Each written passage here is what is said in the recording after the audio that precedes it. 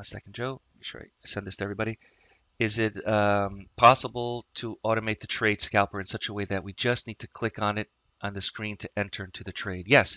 So if you use the ATM strategy here, let me bring up my dome here. If you use the ATM strategy, and I'll show you how that's configured here, just a second. Let me just bring it up. So if we're looking at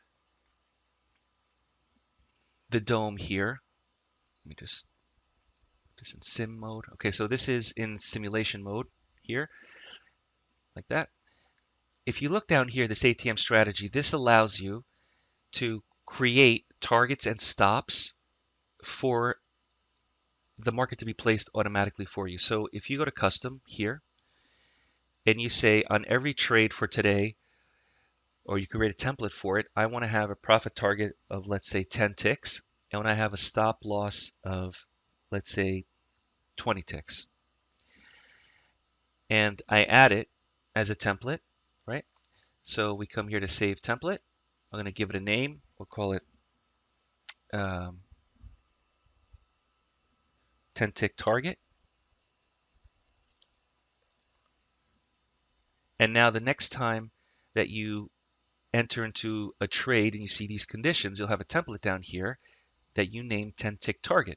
That'll have the stop and the target automatically placed for you when you're trading. You just have to enter into the market. So if I was going to enter, as an example, long right here, right? So I'm just going to come here and go long at market. The target and the stop, is automatically placed for me. And you can move these around just like this if you need to from the chart trader, or if you want to move them around here manually, you can do that as well, like this. So that's how that would work with the ATM strategy. Whatever you place as a sell or as a buy, you can configure automatically how many ticks of target, how many ticks of stop you'd like to have. So under normal conditions, what I like to use is a 4 or 5 tick target. I like to use at least a 6 to 10 tick stop. And if we have a different condition, if the market changes, or if there's a reversal trade, you get out of the trade, you can just click the close button here, close button right here. Now you see here on the Atlas line, there's a trade to go short at 32.28.25. So this is the Atlas line indicating go short at 32.28.25. So before we do that, hold on a second here. Some questions here. Joe says, and by clicking on the screen announcement, we're basically confirming that we accept or place, right? And that can be deleted as well, Joe. You don't have to have that acceptance. When you see this acceptance here, are you sure you want to accept this trade? Here, you don't. You can have this disabled, so it could be a one-click entry where when you click it, it automatically gets you in. This is almost like I would say a protection in case you're making a mistake. You're saying, oh no, that's not really what I wanted to do. Let me close out of that. Because if you just click and enter, that's it. You're in, right? There's no way around it. So that's almost like just a security measure to make sure, are you sure? Are you really sure that you're doing the correct thing by buying or selling at this price? And so that's what that's for. But you can remove that as well. I like the Superdome exclusively, Jason. And the reason, not to say that the chart trader isn't a bad thing, because you can right click here and you can say, I want to buy at limit. I want to buy at a market of stop. I want to sell. I want to sell. You can still right click on the chart and do the chart trader thing. Personally, the dome for me, not that I'm looking at the numbers, because these numbers are irrelative, the ones that you see here as well. If you take a look at these numbers here, they're irrelative. They don't mean anything in the reality that you can read the tape and understand that there's resistance or if there's support here based on how large or small these numbers are. We can place trades and take them off or move them or cancel them so fast that you can't really trust these numbers as you see them. Okay, so robots are putting on numbers, taking them off, putting on contracts, taking them off constantly.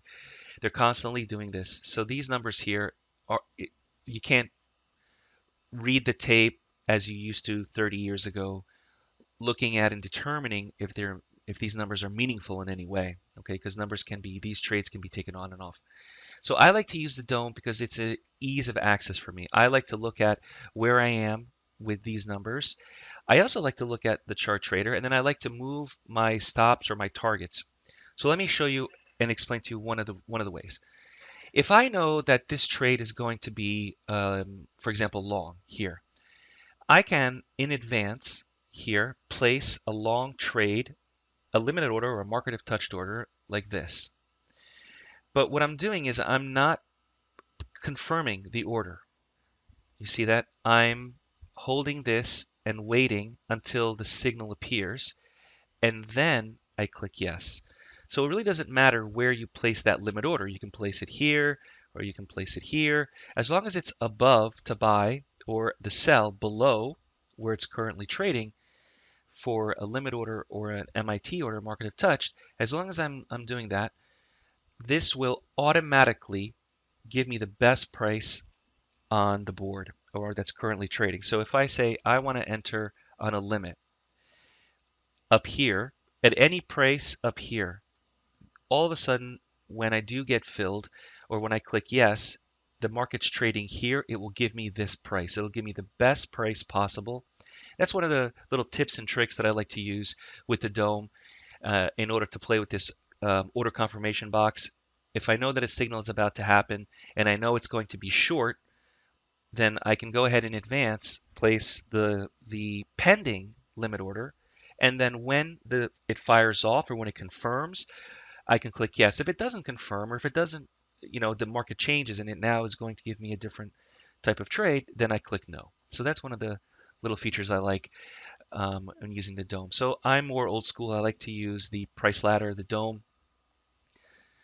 to place the trades. And just remember over here, the instrument, make sure that you choose the correct instrument that corresponds with the chart. Because in the past, I've made the mistake of rolling over. So let's say we're going into June or July or August or whatever month for the market that you're looking at, but you forget to update here the instrument that you're trading on. So if you have this on crude oil, but you're looking at an E-mini chart and you forget to trade and you just click market, it's going to get you into the crude oil. So this is important for you to make sure that the DOM or the price ladder corresponds to the chart that you're trading, or bring up another DOM if you want. You can have multiple of these price ladders up at the same time so you don't make that mistake. All right.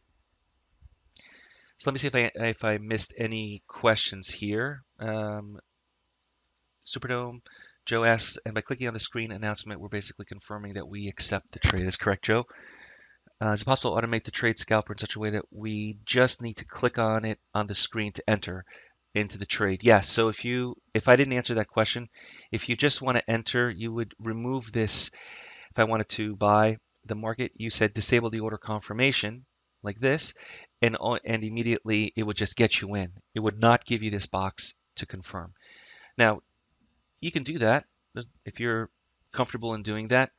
But another way to go about doing it is if you know that there's going to be a long trade, you can have this box up and it would be similar to what you're trying to do, Joe. It would be a one-click order entry. You click yes because it's already configured to entering you at the current or best price possible for a long.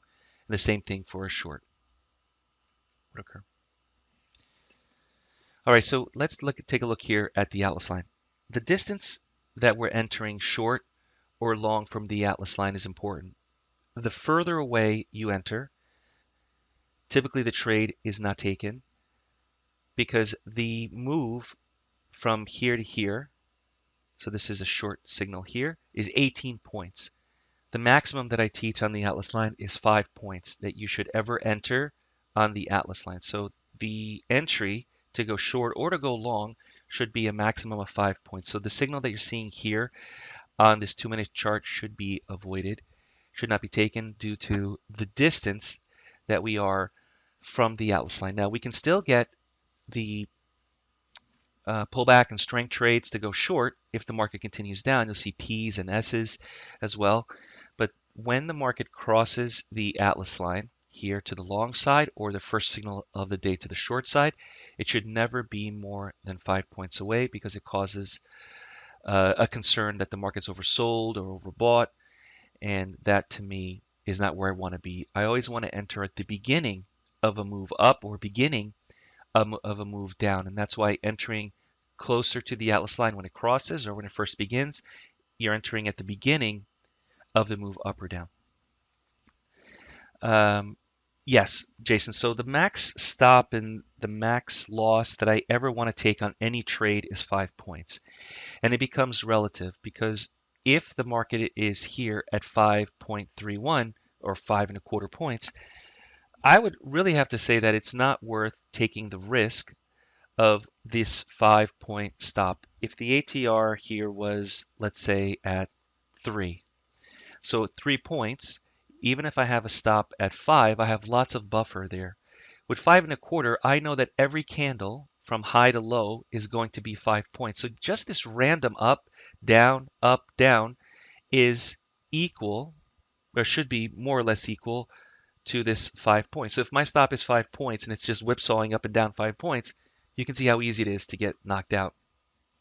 So yes, I like to risk a maximum of 5 points or not trade under these more volatile conditions, or drop it down to a smaller time frame where this is more manageable. You're not seeing 5 points on every single candle. So if, let's say, a 1 minute chart.